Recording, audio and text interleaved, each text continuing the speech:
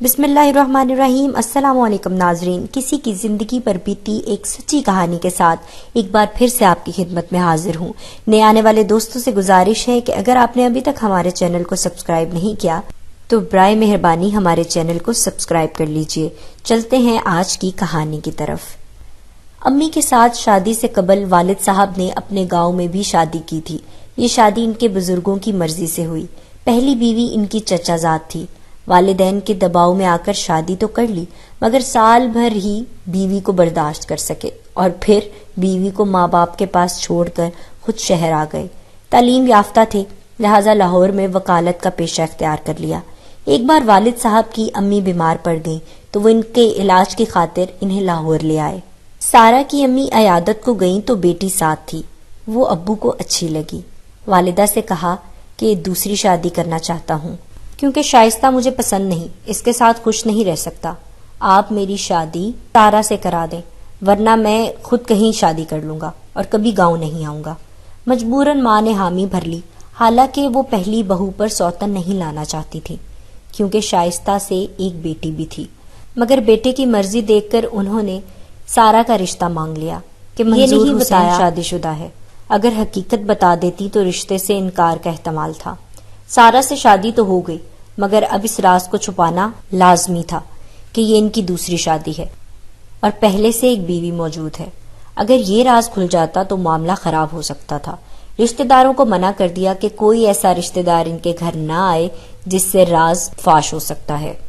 اس احتیاط کے باعث ان کی زندگی تک یہ راز امی اور ان کے گھر والوں پر نہ کھل سکا۔ ہم ایک بھائی دو بہنیں پیدا ہوئیں۔ تب والدین خوشحال زندگی بسر کر رہے تھے۔ والد صاحب نے کافی دولت کما لی تھی، کسی شے کی کمی نہیں تھی۔ وقت تیزی سے گزرتا گیا۔ عرفان بھائی نے تعلیم مکمل کر لی اور وہ ایک محکمے میں آفیسر ہو گئے۔ میں نے گریجویشن کر لیا جبکہ چھوٹی بہن BSc کر رہی تھی کہ اچانک والد صاحب کو ہارٹ اٹیک آیا اور وہ انتقال کر گئے۔ ان کے جنازے پر پھپھو اور چچا آئے۔ وہ پہلے بھی آیا کرتے تھے لیکن ہم کبھی گاؤں نہیں گئے تھے، لہٰذا ہم نے اپنے ددیالی رشتہ داروں کو نہیں دیکھا تھا۔ کچھ قریبی رشتہ داروں کے ساتھ ایک خاموش تباہ خاتون اور اس کی بیٹی بھی ابو کے آخری دیدار کو آئی تھی۔ تب پھپھو کی زبانی پتہ چلا کہ یہ خاتون ابو کی پہلی بیگم ہے اور ارم ہماری سوتیلی بہن ہے۔ ماں بیٹی کو دیکھ کر میری والدہ کو بے حد دکھ ہوا کہ جو عمر بھر ہمارے ابو کی رفاقت سے محروم رہی تھی آج ان کے سامنے تھی۔ عرفان بھائی نے ان دونوں سے استدعا کی کہ وہ چاہیں تو ہمارے ساتھ رہ سکتی ہیں کیونکہ اس گھر پر بھی ان کا حق ہے۔ بڑی امی اور ارم صرف ایک ہفتہ رہیں، پھر انہوں نے واپس جانے پر اصرار کیا۔ بالآخر وہ گاؤں لوٹ گئیں۔ والد صاحب کی وفات کے بعد پھپھو اور چچا کے اصرار پر ہم بھی گاؤں گئے۔ پھپھی کے بیٹے جمشید کی منگنی چونکہ ہماری سوتیلی بہن ارم باجی سے ہوئی تھی، ہم اس تقریب میں سب رشتہ داروں سے ملے جن سے ہم پہلے کبھی نہیں ملے تھے۔ دوسری بار ہم ارم باجی کی شادی پر گئے۔ وہ دلہن بنی بہت پیاری لگ رہی تھی۔ ہمارے پھوپھی زاد بھی بہت سمارٹ اور شاندار دلہا لگ رہے تھے۔ دونوں کی جوڑی خوب جچ رہی تھی۔ ہمیں تو بس اس بات کی خوشی تھی کہ بھائی کی ملازمت لاہور ہو گئی اور اب شادی کے بعد ہماری بہن لاہور آنے والی تھی۔ ہم نے ان سے وعدہ لیا کہ وہ لاہور آنے کے بعد ہمارے گھر ضرور آئیں گی۔ ارم باجی اور جمشید بھائی جب لاہور آئے انہوں نے ہمیں فون کیا۔ امی اور عرفان بھائی ان کو اپنے گھر لے آئے اور پرتکلف دعوت دی۔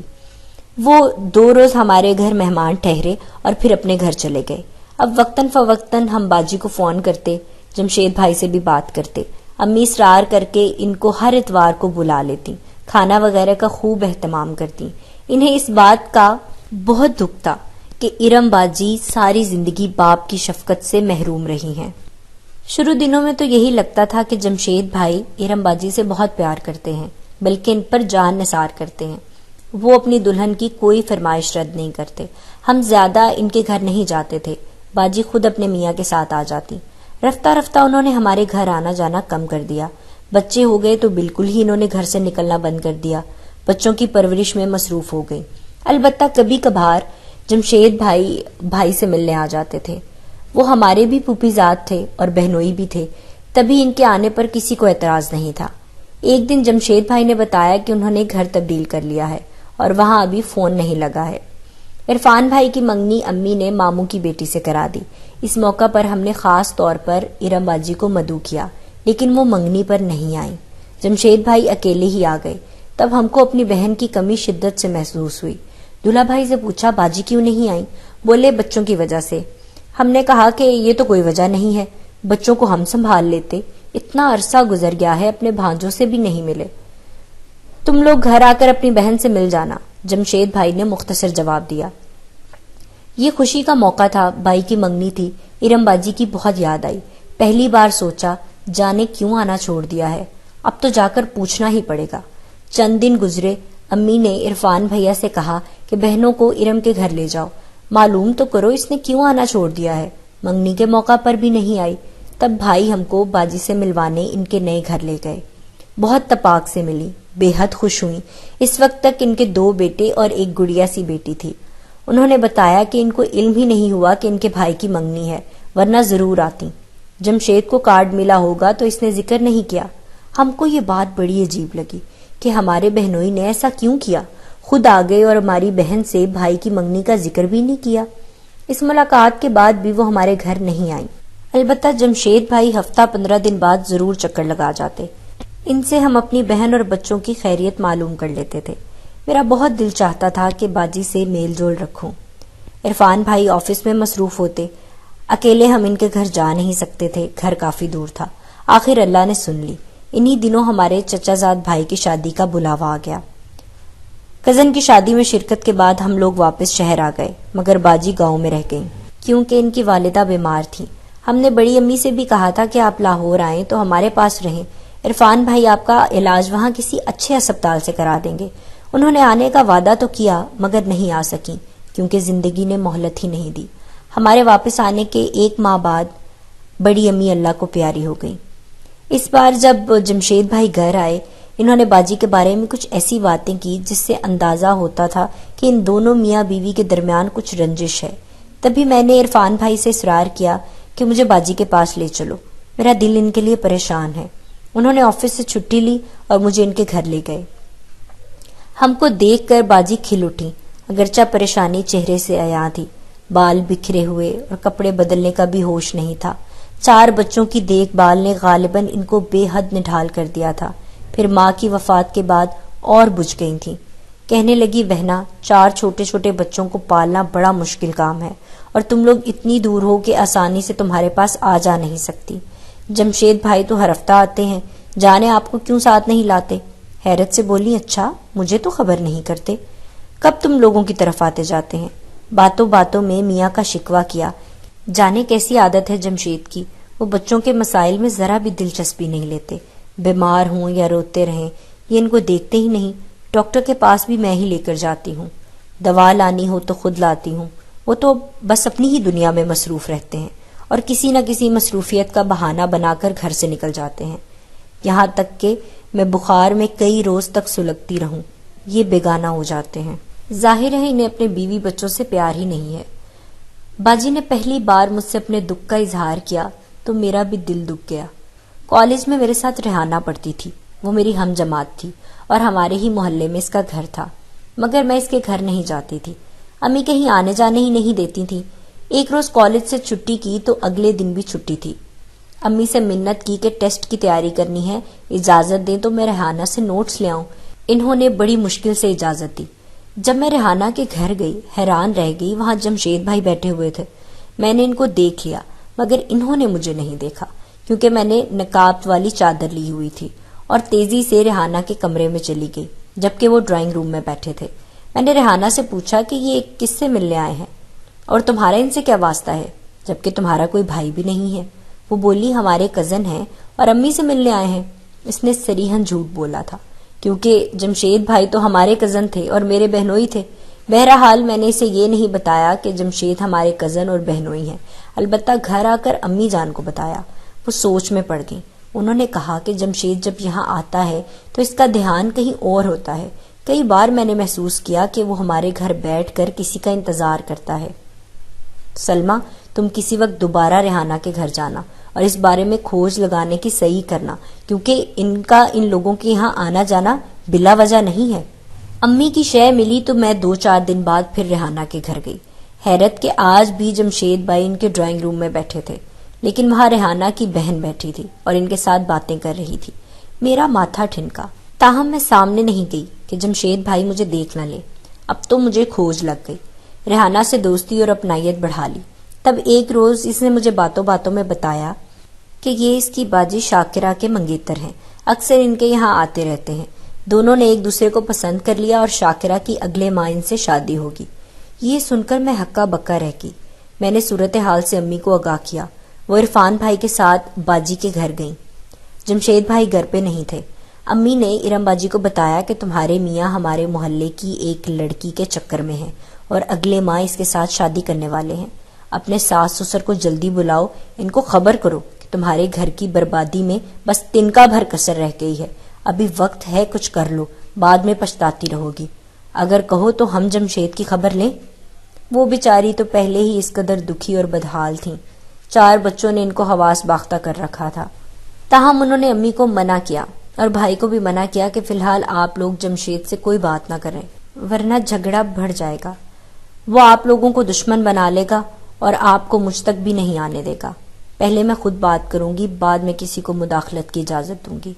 جب باجی نے جمشید بھائی سے بات کی، وہ حیران ہوئے کہ کس نے یہ سب باتیں ان کو کہی ہیں۔ انہوں نے بیوی سے کہا کہ یہ سب جھوٹ ہے اور تم کو کسی نے بھٹکایا ہے تاکہ ہمارے درمیان لڑائی ہو جائے۔ تاہم اس کے بعد ان کا آپس میں جھگڑا رہنے لگا۔ جمشید نے بیوی پر ہاتھ اٹھایا اور اس کو خوب برا بھلا کہا۔ کھلم کھلا کہنے لگے کہ اب تو میں دوسری شادی ضرور کروں گا اور اپنے بدخواہوں کو یہ کر کے دکھاؤں گا جو میرے خلاف تم کو اکسا رہے ہیں۔ وہ بیوی کو کہتے تھے کہ میری ماں کے پاس گاؤں چلی جاؤ یا پھر میں تمہیں طلاق دے دوں گا۔ باجی دونوں باتوں پر راضی نہیں تھی۔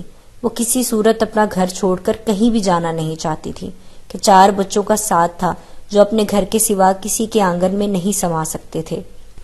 بیٹی کے ماں باپ تو بے بس ہوتے ہیں۔ باپ مرحوم تھے، امی سوتیلی تھی، بھائی پر بھی سوتیلا ہونے کی چھاپ تھی، پھر بھی وہ باجی کو اپنے پاس رکھنے کو تیار تھے۔ لیکن ارم باجی نہیں مانی۔ امی نے یہ بھی کہا کہ بچے جمشید کے پاس چھوڑ کر تم آ جاؤ، اس کے ہوش ٹھکانے آ جائیں گے جب بچے سنبھالنے پڑیں گے۔ مگر وہ ایک پل کو بھی بچوں سے جدا ہونے کو تیار نہیں تھی۔ آخر اماں ریحانہ کے گھر گئیں۔ اس کی ماں کو بتایا کہ جمشید میری نند کا بیٹا ہے اور میری بیٹی کا شوہر ہے، تم لوگ 4 بچوں کی ماں پر ظلم نہ کرو۔ شاکرہ کو بھی سمجھایا مگر وہ بے حیا اور منہ پھٹ ہو چکی تھی۔ بولی کہ اس نے مجھے کہیں کا نہیں رکھا، بات حد سے گزر چکی ہے، مجھے اب سوتن بھی قبول ہے۔